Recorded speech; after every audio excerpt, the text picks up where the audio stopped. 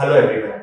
In this video, we are going to study about various kind of majorities which are needed in the our parliamentary procedure or legislative process. Right? So you all must have heard about simple majority, absolute majority, effective majority. So we'll be discussing in this video what are these all kind of majorities and where do we use them. Right? So starting from the first kind of majority, that is simple majority.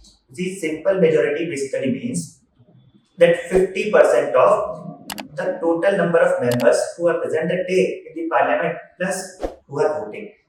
For example, let's say the total strength of Lok Sabha, as we all know, is 543. Let's say on a particular day, out of 543 members, only 500 are there. 43 members are absent.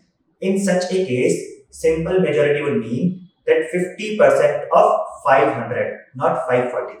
Meaning we need support of 251 MPs for a bill to get passed by simple majority. Where do we need simple majority? Simple majority is needed in most of the cases. For example, for passing of any ordinary bill, we need simple majority only. For example, for passing of no confidence motion, we need simple majority only. So there are so many such examples. For example, for imposition of financial emergency, it can be ratified by parliament by simple majority itself, right? So for election of speaker, for election of deputy speaker, for all such things, we need simple majority. Simple majority again means 50% of those who are present and voting. The next kind of majority, before we study absolute majority, let's discuss the effective majority first. So again, to discuss effective majority, let's say the total strength of Lok Sabha is 543. Now, let's say out of 543 seats, few MPs or few seats they are vacant because of any reason. Let's say on a particular seat, the sitting MP passed away or any such reason. So let's say 5 seats are vacant in Lok Sabha for any particular reason. Out of from 543, 5 are vacant, meaning the effective strength of Lok Sabha is 538 only. Right? So effective majority will mean more than 50% of 538, not of 543. So total strength minus, if you remove the vacant number of seats, you get effective strength, and effective majority is 50% of it. So this kind of majority we need generally for the removal of vice president, for the removal of deputy chairman of Rajya Sabha. Vice president is chairman of the Rajya Sabha. For removal of chairman, vice chairman of Rajya Sabha, we need effective majority. So the total strength minus the vacant strength, if you remove, 50% of it gives you effective majority. Then comes absolute majority. In case of absolute majority, even if there are few seats lying vacant, it does not matter. Total 50% of total strength. 50% of total strength is absolute majority. Again, let's say if total seats are 543, 50% of it will be slightly more than 50% of it will be 272 seats. So this kind of majority we need for formation of government. So if a party has to form government in, let's say, center, they need 272 MPs in Lok Sabha. Does not matter how many seats are vacant, does not matter, right? Or how many number of MPs are present on that day, it does not matter. 272 MPs should vote in favor of forming of that government.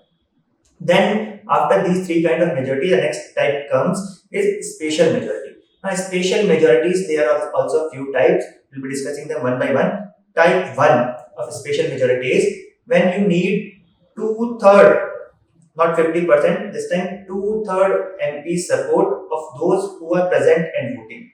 So 2/3 MPs of total present and voting MPs, there 2/3 gives you absolute or special majority type 1. This kind of majority we need. For example, under Article 249, Rajya Sabha has been given a special privilege or power that if Rajya Sabha authorized, then even Parliament of India can make laws over subject of state list, meaning the subject over which only state legislatures are empowered to make law. Even Parliament can make law under extraordinary situation when Rajya Sabha authorizes it. So for Rajya Sabha to authorize, Rajya Sabha needs 2/3 majority, not simple majority. They need support of two-third MPs of Rajya Sabha should vote in favor of it. Two-third of those who are present that day and voting. Yes. Then comes special majority type 2. This kind of majority, this we need in case of amendment to the constitution. So as we all know, Article 368 of the constitution deals with how to or the process of amendment of constitution, right? So Article 368, under Article 368, amendment can be done by a special majority. What is special majority? First, two-third of those present and voting, right? And secondly, absolute majority. So absolute majority, I hope you remember, absolute majority is 50% of total strength. That number is fixed, 272. So out of these two majority, whichever is higher, out of these two, whichever is higher, these many MPs should vote in favor of a amendment. Then only amendment to constitution can be done. So to take an example here, let's say on a particular day, out of 543 Lok Sabha MPs, let's say the present number of MPs are only 300. In such a case, two-third of 300 will be 200, right? Out of 200 and 272, number 272 is higher, and hence 272 MPs should vote in favor of that amendment. Then only that amendment will be passed. In case on a particular day, out of 543, let's say only 43 are absent and 500 MPs are present. Two-third of 543 will be 100 by 3, that is 334. 334. Now out of 334 and 272, 334 is a bigger number. In such a case, 334 MPs should vote in favor of that amendment. Then only it will get passed. I hope it is clear. For amending the constitution as per Article 368, we need a special majority. Special majority, in this kind of majority, we need support of two-third of MPs who are present and voting that day, or absolute majority, whichever is higher. So amendment to constitution means, for example, if fundamental rights have to be changed, if DPSPs have to be amended, so parliament need this kind of majority. Next kind of special majority is that two-third of members present and voting, or 50% for absolute majority, whichever is higher. Apart from it, if a particular amendment is trying to change the federal character, or they are changing the federal aspect of the Indian polity, such a amendment to the constitution, apart from this majority, what it also needs is that 50% of the states, 50% of the states, they should also ratify the same amendment, right? So parliament will be passing the amendment with the same kind of majority that which we have seen as per under Article 368. On top of it, the same amendment has to be ratified by 50% of state legislature also. The thing to remember here is, states while passing or ratifying this kind of amendment, state will be passing it only by simple majority. They need not to pass it by special majority. Even simple majority is enough to pass such kind of amendment. So I hope it is clear. The amendment which are changing the federal aspect of Indian constitution, even 50% of the state should also ratify it. For example, if power of president is getting changed, if we are making, let's say, change in powers of high court, for such kind of amendment by the parliament, 50% of the state should also ratify it. And the last kind of special majority is special majority type 4.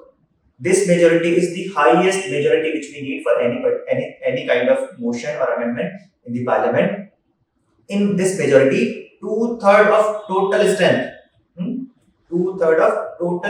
of parliament, these many MPs should vote in favor. Does not matter how many MPs are present on that day, does not matter how many seats are lying vacant. Whatever is the total strength of a particular house, two-third of it should vote in favor. This kind of majority we need under Article 61 for impeachment of President of India. So President of India, to impeach President of India, the highest number of MPs are needed. That is two-thirds of total strength of Parliament. That is both the House separately, Lok Sabha as well as Rajya Sabha. So these are different kind of majorities which are available there in the legislative process of Indian Parliament or legislature. Right? I hope all these type of majorities are clear to you. Thank you so much.